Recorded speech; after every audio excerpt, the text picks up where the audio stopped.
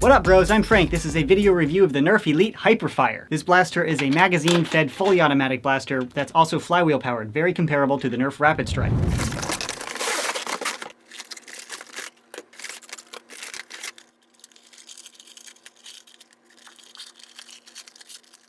All that fuss and nothing is even in there. Bummer. Tactical cat not included. Included is the blaster itself, a 25-round drum magazine, the instructions, and a few Nerf Elite darts. The Hyperfire runs on 4 D-style batteries, which are housed back here. After loosening these screws, this tray will pop off, allowing you to insert the batteries here. Now let's go over the feature, operation, and firing in a bit more detail. Starting up at the front, it is worth noting this blaster does not have an in-strike nozzle, so you cannot put on front barrel attachments. Up here is an in-strike Tactical rail. It is worth noting this is the only Tactical rail on this blaster. Down here, it's a little grip or a handhold. Nothing moves in and out or pumps or anything like that. It's just someplace to rest your hand. Sling attachment point here, and if you have a larger sling mount, you could put one right here as well. Right here is the magazine well, inside of which I have a 25-round drum magazine. This was included with the blaster. For my firing tests, I have no issues with this magazine. I did have quite a few issues with the Rhinofire 25-round drums, which is like identical in design, but this one didn't jam. It fired just fine in my tests. Inserting and removing magazine is similar to any other Nerf blaster. The magazine release is a little bit unique though, and that's because it's not really designed to be used with your offhand at all. When firing, you simply extend your middle finger to activate it and pull down the magazine. Other blasters of the past, like the Strife and Rapid Strike, can be activated with your firing hand, but they can also be used with your offhand. This one, because of the handhold, it would be difficult to get your offhand kind of in there, but the tiny little movement from here to there isn't much, so even if you have very, very small hands, you'll be able to manage no matter what. Up top is the access door. To unlock it, you strike the little orange button and then lift up. This also exposes the feeding mech, which is definitely unique. The Rapid Strike, which is also fully automatic, uses a very different feeding mech. The Rapid Strike has a little pusher mech with a little poking stick that just goes pop, pop, pop, pop, pop, and keeps pushing from the rear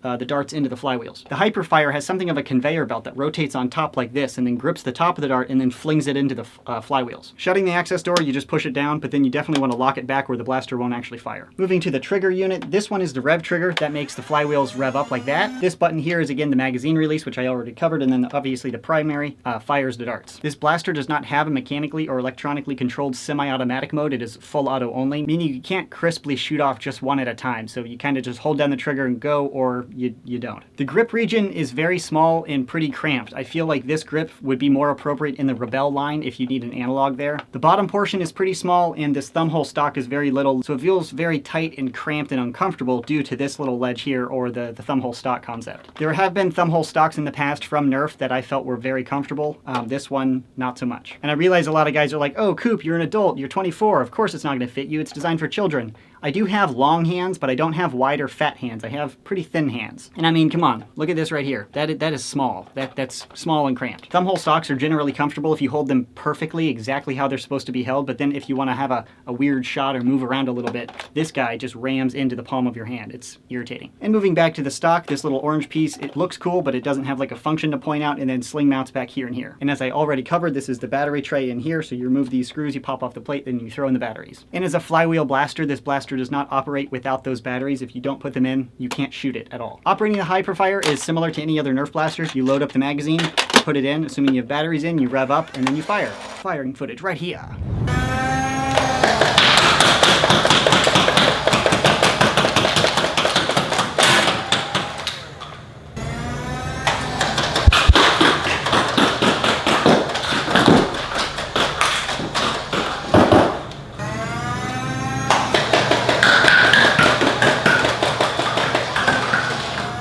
Firing the Hyperfire is definitely really fun. Hasbro advertises it as the fastest rate of fire blaster out there, and I can see that. I put it up on the chronograph and I'm getting an achieved average of about 74 feet per second, which is a little bit above average. The Elite average that I'm referencing is about 70 feet per second. A few feet per second here or there isn't really a game changer, but it's always better to be faster than slower, right? Gotta go fast. Some details that don't really show up on the paper specifications or in videos, like for you guys, I'm trying to articulate how it feels to fire this blaster. It feels a lot smoother than the Rapid Strike. The little conveyor belt system I feel feels smoother when I'm pulling the trigger. It doesn't seem like something's jolting and ruffling around like the Rapid Strike. The Rapid Strike, when I'm firing, it doesn't feel noisy or anything, but the Hyperfire by comparison now makes the Rapid Strike feel a little bit noisy. It's not like it's vibrating out of control or anything, but the Hyperfire does feel a little bit smoother. And the flywheels in this Hyperfire blaster are unique. They are kind of offset and tilted. They aren't like traditional parallel flywheel systems. What that does to the dart is puts it on something of a little spiral. So if you notice the groups in the firing test, it groups much tighter than all other flywheel blasters that I've shot. But that helps for the performance, and I'm grouping tighter, which is always better. Nerf Elite darts generally suffer on accuracy, and now they're grouping tighter, which is fantastic. And back to the conveyor belt feeding system, it is cool. I like it. I like the potential just to ramp it up for the rate of fire. However, I did have a few feeding issues when I used older worn-out darts. Because it grips the top of the dart and sort of pushes it along, because it's like a conveyor belt, not like a pushing mech. If you have any difference in the width, like flat darts that have been stepped on and a little worn out, the conveyor belt can jam on them. And that happened a number of times. I do test extensively with new and really good condition darts, but then I also like to filter in old ones just to say, hey, how is this going to fire when I don't have new awesome darts anymore? And that was really unfortunate to see it jam. And those darts fed just fine through my Rapid Strike because, again, it's pushing through the back. So it's not as picky when it's just pushing on the back. It's going to feed any dart pretty much. If you're using darts that are in reasonably good condition, you're not going to experience any issues. I'm just pointing it out because I'm sure everybody eventually gets to the bottom of the dart bin, and those are the darts that are awful. Everybody does it. I have a whole bunch of those, and I would like to be able to shoot them. So getting to my overall opinion on the Hyperfire. Overall, the performance is nice. I really like the groupings because of the new flywheel design. The conveyor belt thing is cool. It definitely sounds more quiet and smoother, and it feels better to fire based on vibration, but this thumbhole stock for me is kind of a deal breaker. I don't really like holding this blaster. It feels really weird. It doesn't have any tactical rails other than this one, so you can't put on other stuff. You can't put on a cool front attachment. They're really shooting for kind of like an alien style blaster here. You're supposed to just take it out of the box and use it and not really customize it. If that's your thing, the Hyperfire might be great and even better than the Rapid Strike. I like to put on all sorts of stupid tactical nonsense, and I like the more traditional feel of the Rapid Strike. This thumbhole stock is just restrictive, and it makes it unwieldy and sort of cumbersome. I think it's fair to say objectively that the Hyperfire has superior performance to the Rapid Strike in unmodified form, but even with that, it would be hard to use this for an extended amount of time because that's just kind of uncomfortable, and the balancing and weighting is just a little bit weird. I'd recommend if you're super tight on budget and you want to be confident in your purchase, hold one first. If you hold it and you love it, go for it, absolutely, because I think this is a better pick than the Rapid Strike in pure performance if you're not a modder. But if you pick it up and you're just like, this is a little awkward, and make sure the batteries are in the blaster because it adds weight and definitely changes the balance. 4D batteries are heavy.